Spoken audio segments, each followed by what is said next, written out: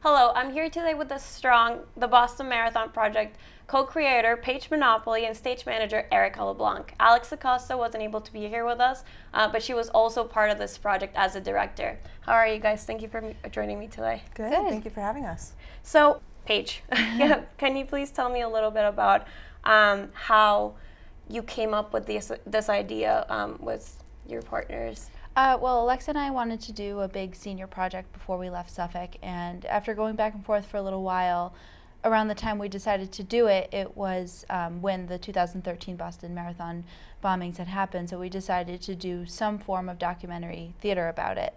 And so from there, we reached out to Erica, who I've worked with before on shows, and together we kind of put together a list of questions and people we wanted to talk to, and we were fortunate enough to meet with 7 different people and documented their interviews, and from there I was able to write a script based off of their answers for the questions that we asked them. So from what I heard, all 4 shows, you only started with 2 shows, and then after that you bumped up to 4 shows and they were completely sold out. What do you think was the impact on the community and how people reacted about it?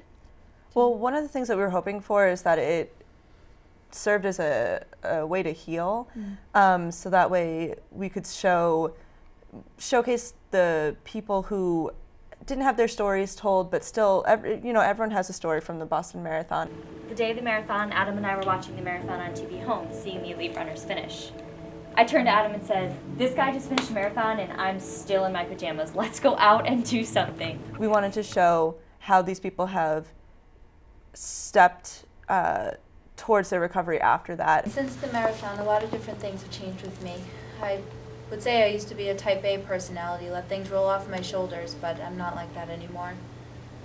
I think, I think it was a great idea that they came up with, and I hope it really helped, the people who we interviewed, and then, people who showed up and people who didn't have their stories told and feel more comfortable talking about it. That's definitely important. From what I read about the play and also being able to see it, just seeing how you guys chose people that weren't necessarily the most advertised about, but they kind of were more in the foreground, so you kind of brought out other people that weren't as in the spotlight about it. More into the technical side, Erica, how did you come up with the idea of kind of making it so that you were kind of looking into the train cart instead of more of like a stage and then the audience? Sure, it actually wasn't my idea. It was Alexa Costa, so Paige can probably speak better on behalf of her than I can. Yeah, sure. Well, when we had all the interviews together and we're trying to figure out a way to tell the story, the first question we asked was, how are we going to have all these people in the same space at the same time where it's going to make sense? And after going back and forth, Alexa came up with the idea to put it on a subway. So from there, we kind of played with that idea and we just ran with it, and it ended up working out really well. So, how was the process when you guys actually went ahead and interviewed people and kind of like going through all those different stories for it? Sure. Well, we just kind of we were willing to talk to anyone who wanted to tell us their stories, and it was really informal. I was expecting, I didn't go in with a lot of expectations. I just wanted to leave it at a blank slate and see what happens.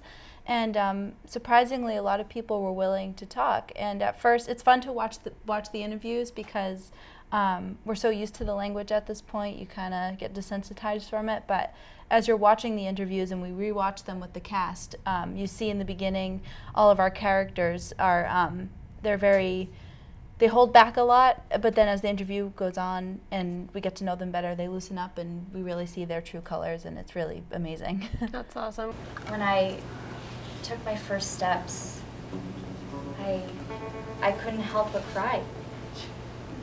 Walking felt like dancing. There was hope. And what do you hope for the legacy of this? Just kind of, it's a thing that no one really would think about doing, because it's a topic that not many people want to talk about, not many people want to remember, and it's a very touchy subject that you would think that it's not the best idea to make something like that, like a play or a movie, out of it. So what do you think is the legacy, seeing as it went out so well? So many people responded very positively for it.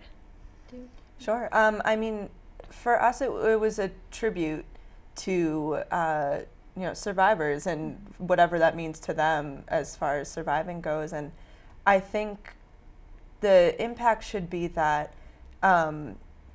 while some things are uncomfortable to talk about, or maybe just you want to stay distant from, there's always a space to talk about it, and there's always different ways to go about overcoming what you've been through, whether it's through theater, whether it's through a book, whether it's through just having a coffee date with someone. So I think this show represents that in a really positive way. Yeah, for sure. And one thing, the biggest thing I took away from it that I didn't expect in terms of talking with our cast and amongst ourselves is that, we all live here, we all experience the Boston Marathon, and nobody's problems are lesser than. And you just really need to be respectful of everyone around you, regardless if they were at the finish line or, getting lunch 45 minutes away. It still is internalized, and it's something we all need to talk about, and you shouldn't be ashamed because you feel like your problems are lesser than. We're all here together. So I completely agree. That's a really good way to put it. Yeah. So seeing as the premiere was only this past weekend, what is the future looking like for this play? I don't know yet. Very good question. We're still kind of coming down from the high of people loving it and just being a part of it. I think it'd be great if we got picked up again, but who's to say? So we're just kind of taking everything one day at a time and being grateful for what we got. So. That's awesome. Well, I congratulate you for all your work. It's definitely Thank you. something that made the Suffolk community and Boston in general just a little bit happier about just coming back to the Boston Marathon, as everyone says, stronger. So thank you so much for being here today. Thank you for Thank having you. us. Back to you guys at the studio.